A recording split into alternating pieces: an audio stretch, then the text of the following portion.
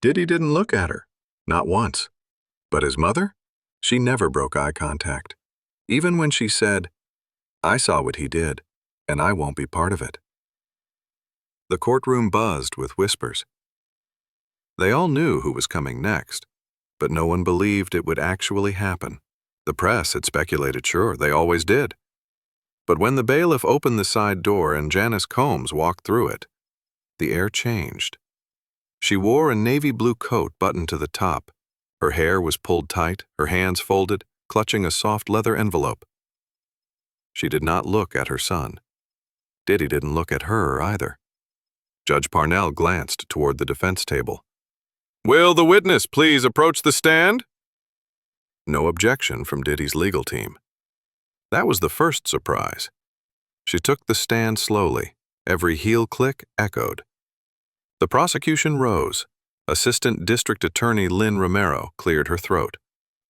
"Ms. Combs, can you please state your relationship to the defendant?" Janice didn't hesitate. "I'm his mother."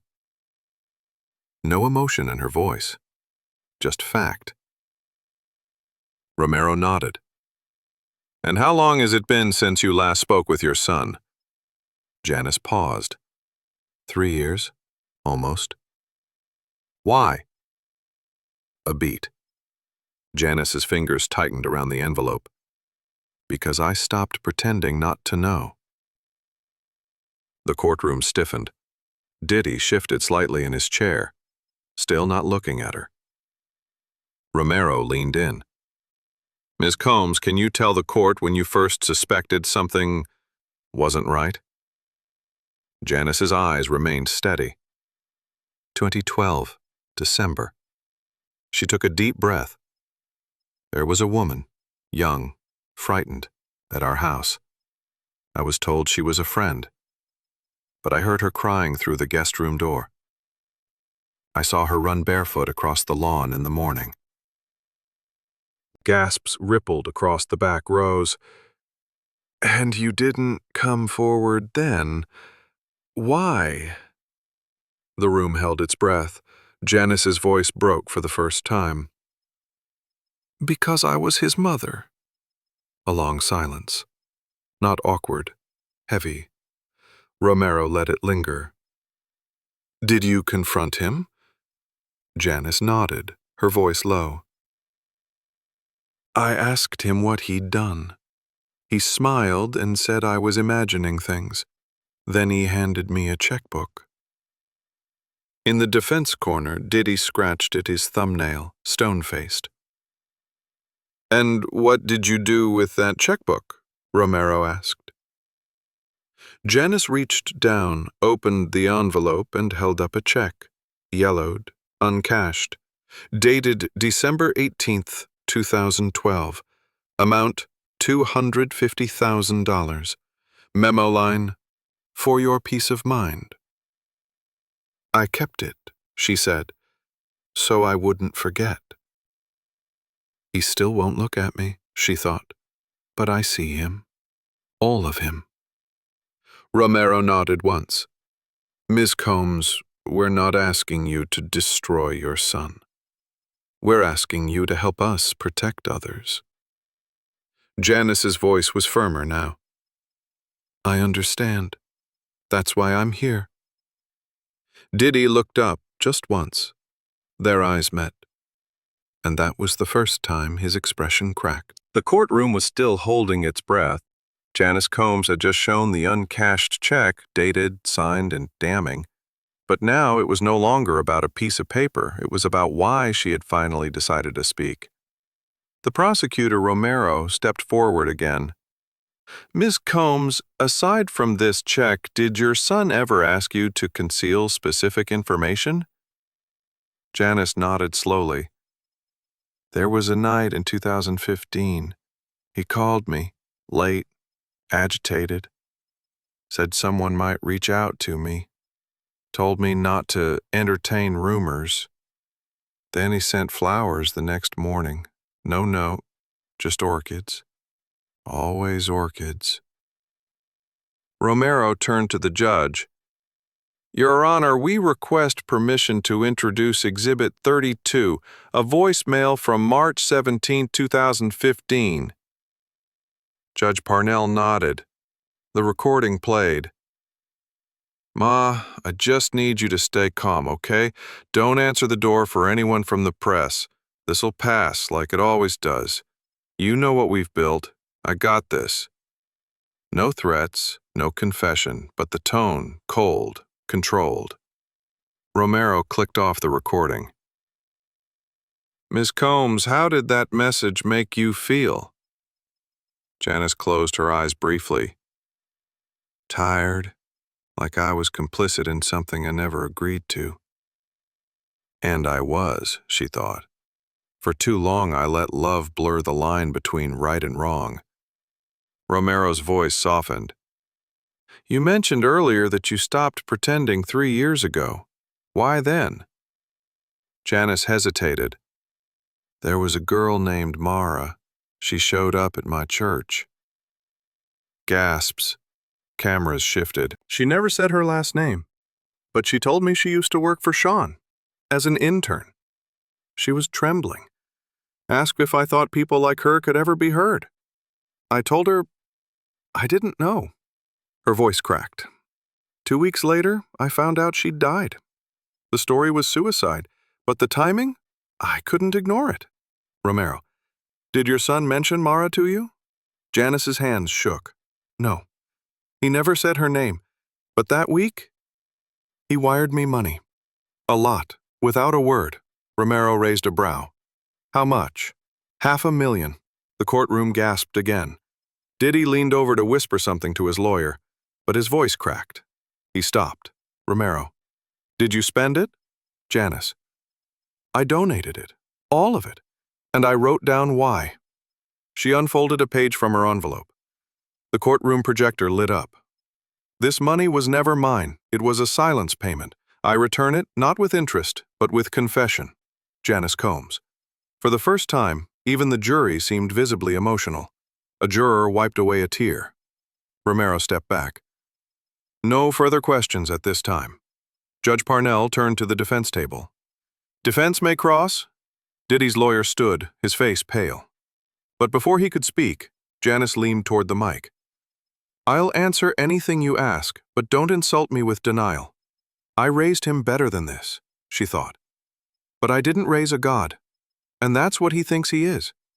The courtroom felt colder now, not because of the air conditioning, but because the illusion was cracking, and Janice Combs was the one holding the hammer. Diddy sat rigid at the defense table, his jaw locked, his fingers pressed against each other so tightly his knuckles whitened. His lawyer, Trent Morrow, approached the podium, voice low. Ms. Combs, you're here voluntarily, correct? Yes. You understand that what you're saying could permanently damage your son's reputation? Janice didn't blink. I'm aware. It already should have been damaged. I'm just not helping hide the rot anymore. Morrow inhaled through his nose, visibly restraining himself. Did you ever witness Mr. Combs physically harm anyone? No, I never saw it, but I heard it. Silence, then murmurs. Romero leaned forward, as if anticipating the collapse of the defense. Morrow tried again. And these sounds, could they not have been arguments, raised voices, misunderstandings? Janice's eyes narrowed. Have you ever heard a girl beg like she's trying not to vanish? He said nothing. Janice continued. I heard one of them whisper, please not again. I remember the way her voice cracked. That's not a misunderstanding. The judge glanced toward the defense, almost pitying. Morrow shifted tactics. You mentioned a young woman named Mara. Did she leave anything with you? A note? A file? Janice shook her head. No, but she did leave a question. One I couldn't stop hearing for 3 years. Will anyone believe me? Morrow, yet you're only coming forward now. Janice nodded. Yes, I waited. I told myself it wasn't my place, that I couldn't ruin my son. But then I realized if I didn't speak, I'd already ruined what mattered most. Judge Parnell interjected. Miss Combs, are you aware of any hard evidence, photos, recordings, financial transfers, anything we haven't already seen? Janice looked down. I'm not sure if it counts as evidence, but I have a list. Romero stood again. A list? Janice unfolded a second page. Names, first names only. Women who visited the house between 2010 and 2016. I never knew all of their stories, but I remember their eyes. She handed the paper to the bailiff. Romero read silently. Her eyes widened slightly. She passed it to the judge. Judge Parnell raised an eyebrow. There are over 40 names here. Yes, Janice said softly. And I only worked with what I could remember. There were more. Morrow looked like he might object, but didn't. There was nothing left to say. Even silence now felt like guilt. Janice sat taller. I'm not here because I hate my son. I'm here because I loved the boy he was, not the man he became. And I owe that boy the truth. Diddy looked up again. This time his eyes met hers, but they didn't hold. They dropped first. The list of names spread across the courtroom like smoke. No photos, no backstories, just first names and approximate dates. But somehow, it felt heavier than any piece of physical evidence. Janice sat motionless on the stand. Her voice had calmed, but her presence remained razor-sharp. Romero stood again. Miss Combs, did your son ever acknowledge that what he was doing might be wrong? Janice looked at the jury, then at the judge, then down. There was one night, she said, in 2018. Her voice lowered. He came to my house alone. No entourage, no car service, just Sean and a hoodie, like he was hiding from the world. I made tea. He didn't touch it. He sat there and said, Ma, if you knew what I've done, you wouldn't call me your son. Gasps. Even the stenographer paused briefly. And I told him, she continued, then maybe you should stop doing it. Romero. Was that the last time you saw him? Janice. No, he showed up again a week later, with gifts, jewelry, a white cashmere coat. I never opened the boxes. I still have them. I brought them today. She gestured to the evidence table. 2 designer boxes, unopened, sealed with original ribbons. The prosecution marked them as exhibits. Romero turned, slowly. Miss Combs, did your son ever ask you directly to lie for him? Janice's answer came with no hesitation. Yes, last year, right after the first investigation leaked to the press. He called and asked me to do an interview, to say he'd never raise his voice, to talk about his kindness, his faith. I said no. And what did he say then? Janice didn't blink. He said, You're choosing them over me? And you replied? She turned to the jury. I said no. I'm choosing the truth over the both of us. Even now I feel that ache, she thought. But it's nothing compared to the weight of knowing I stayed silent too long. Romero approached the bench with one final request. Your Honor, with the court's permission, we'd like to play one last voicemail, dated 4 days ago. The judge nodded. A distorted male voice filled the room. It was Diddy. Emotional, almost panicked. Ma, they're turning people. If they get you to say something, I don't care what it is, just say it was pressure, that you were confused, please. Just please. Romero paused the audio. Was that the first time he begged you? Janice answered without blinking. No. The first time he begged was when he was 7 years old, and he broke the neighbor's window. The last time was on this tape. She looked directly at her son. This isn't punishment, Sean. This is mercy. Because someday, you'll have to look in the mirror without your empire around you. And all you'll see is what I'm trying to save you from. Diddy sat frozen. His lawyers didn't speak. Even the cameras had stopped clicking. Just one final part remained. The courtroom was silent. Too silent. No murmurs, no camera clicks. Even the judge looked like he had forgotten to breathe. Janice Combs remained on the witness stand, her voice now a low flame, burning steady. Romero returned to the podium, quietly, respectfully.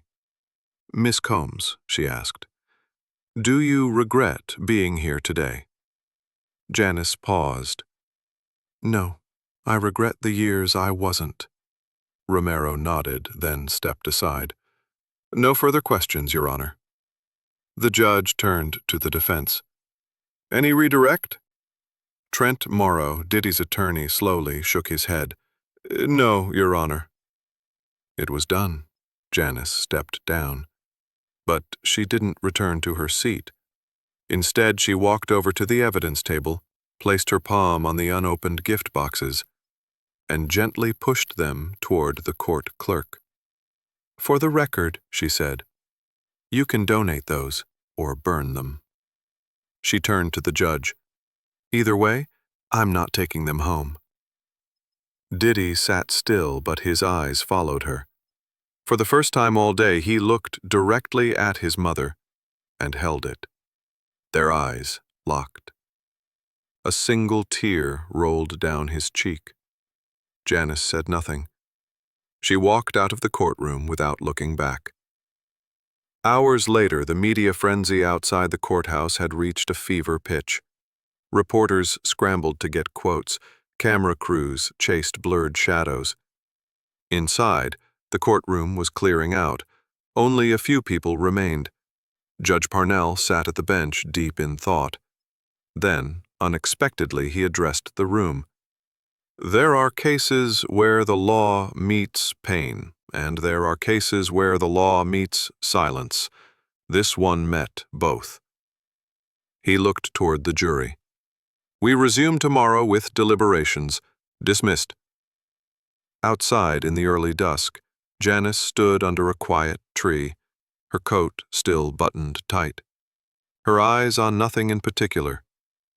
A young woman, one of the reporters, approached hesitantly. Miss Combs, do you have any comment for the public? Anything you want people to know? Janice turned just slightly. Just this, she said.